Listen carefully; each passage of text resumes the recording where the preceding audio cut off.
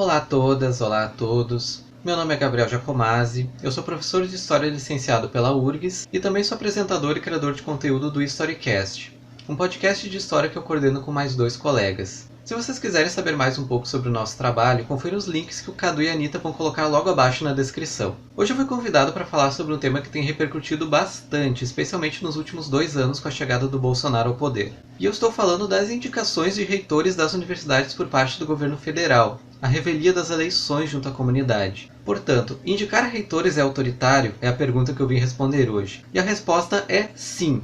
Mas como que a gente chega a essa conclusão?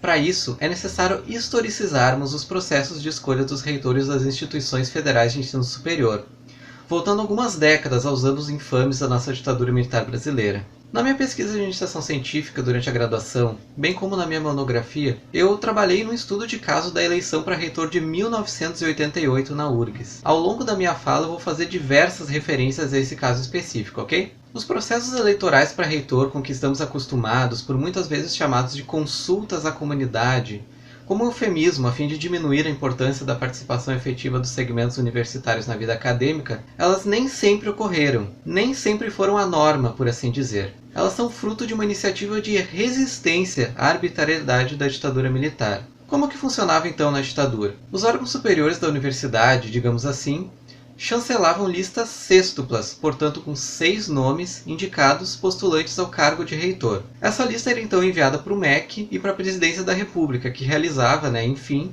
arbitrariamente essa escolha.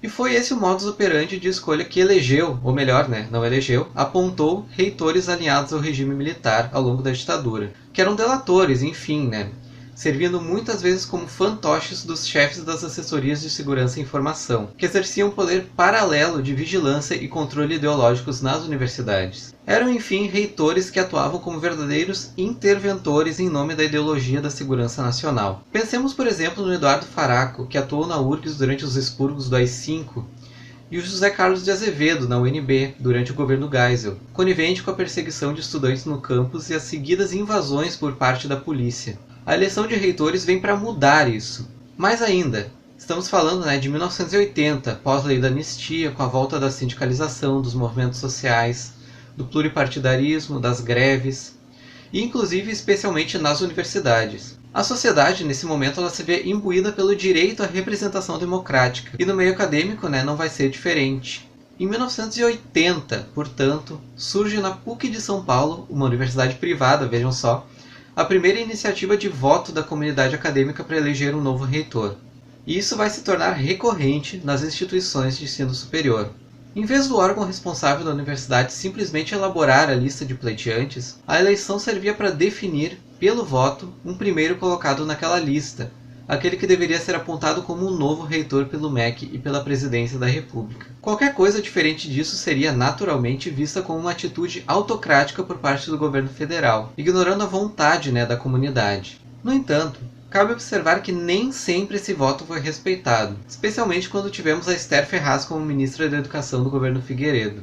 Em 1983, por exemplo, os processos eleitorais da Universidade Federal da Bahia e da Federal de São Carlos foram sumariamente ignorados, e a nomeação foi arbitrária. Mas também havia casos, como na Federal de Santa Catarina, em 1984, no qual o governo acatava a decisão da maioria. A ditadura já estava perdendo um pouco de sua força nesse período. Um pouco. Os casos mais emblemáticos não ocorrem durante o governo militar, vejam só, mas sim na Nova República. Em 1988, o governo Sarney não nomeia o primeiro colocado nas eleições na Federal da Bahia, de novo, e especialmente também na URGS, na minha universidade. A URGS é uma das últimas universidades do país a adotar um sistema eleitoral para o cargo de reitor. Desde 1984, ela era comandada por Francisco Ferraz, nomeado por Figueiredo, que não mediu esforços a fim de conseguir legalmente concorrer à sua reeleição. Lembrando que ele não foi eleito em 84. Como ele não conseguiu, quem concorreu em seu lugar foi o vice, Gerhard Jacob, um homem aliado com a perspectiva de educação tecnocrática da então falecida ditadura. Dentre os demais candidatos estava o professor Alceu Ferraro, da Faculdade de Educação, com uma proposta de universidade plural e democrática de uma reitoria que fosse integrada com os 3 setores da universidade: docentes, alunos e servidores. E isso incomodou muito. Incomodou sobretudo os agentes de vigilância do SNI, o Serviço Nacional de Informações, que ainda submetiam relatórios de inteligência ao MEC e ao Gabinete da Presidência da República.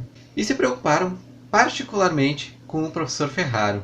O fato do professor Ferraro ter sido, inclusive, perseguido pela ditadura no final dos anos 60, e vocês vão poder ler um pouco mais sobre isso na minha monografia, quem quiser, ligou o alerta para os setores conservadores da universidade. Alceu Ferraro é uma ameaça comunista.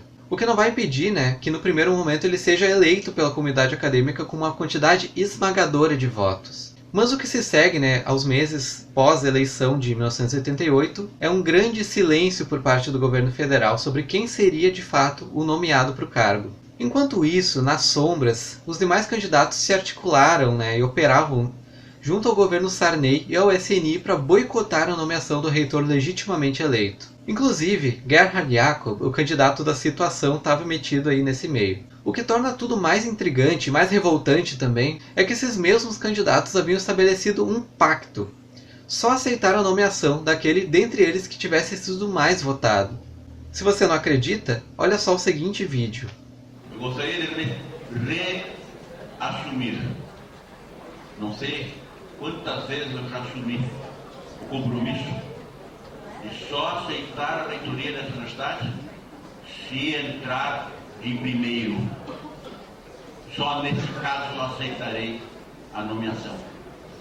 Eu gostaria que no dia 18, na segunda-feira, depois da lista pronta no dia 15, sexta-feira, nós todos uníssemos esforços em torno dos seguintes pontos. Primeiro, que o primeiro da lista seja o nomeado.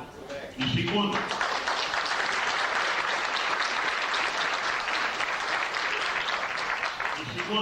que todos nos unamos em torno desse primeiro em benefício de uma universidade. E só uma universidade, que é a nossa universidade. Muito obrigado.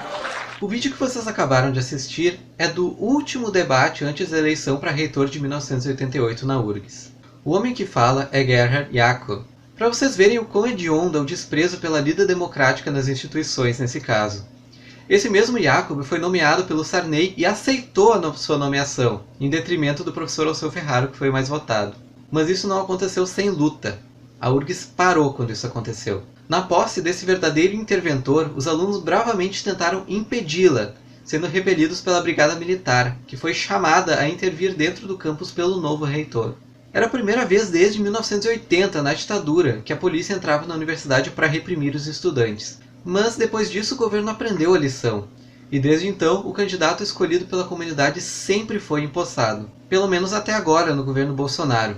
O que a gente tem visto agora, desde o ano passado, com o retorno dos interventores federais nas universidades e nos institutos federais, é o notório desapreço pelos ritos democráticos demonstrado pela galera verde-oliva, que nunca de fato saiu do poder. Nunca voltaram à caserna, como muito se propaga, como muito se propagou na Nova República. Querem uma consequência da falta de uma transição democrática, de uma justiça de transição de fato no nosso país? Tá aí. Agora o golpismo novamente emerge na URGS. A direita quer colocar o terceiro colocado como reitor. Chega a ser irônico, porque em 88 o Gerhard Jacob também era o terceiro colocado. A história se repete duplamente, então, nesse caso, como farsa. E a nós cabe, justamente, resistir sempre a esse tipo de ataque. Para quem se interessar mais por esse assunto, eu vou deixar na descrição algumas bibliografias, incluindo a minha monografia de conclusão de curso sobre a eleição de 88 da URGS. Não se esqueça de se inscrever aqui no canal do Historiar-se, deixar seu comentário e compartilhar o vídeo aí com seus amigos.